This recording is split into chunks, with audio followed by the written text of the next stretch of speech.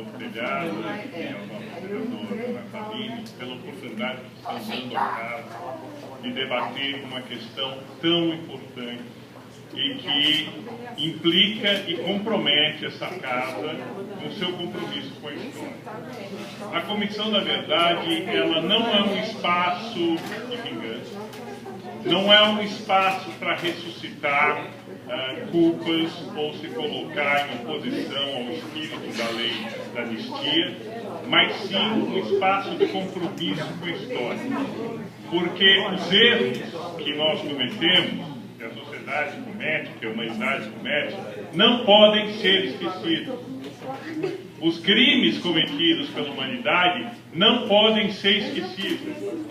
Eu estou aqui com o Ari Fezebar, um dos representantes da casa da comunidade judaica, e o senhor estava presente, Vossa Excelência está presente, eu estava presente, o Ari estava presente, o nobre vereador Floriano estava presente, e mais alguns, no dia da comemoração da memória do Holocausto na CIP, e onde nós ouvimos de um sobrevivente de Auschwitz um depoimento de cortar o coração, onde do alto dos seus 93 anos, ele olhou para todos nós, depois de contar a história da sua vida, e disse: eu estou aqui e tenho feito isso há 70 anos, eu estou aqui para lembrar vocês de que vocês e as gerações futuras não podem cair dos mesmos erros, não podem cometer os mesmos crimes.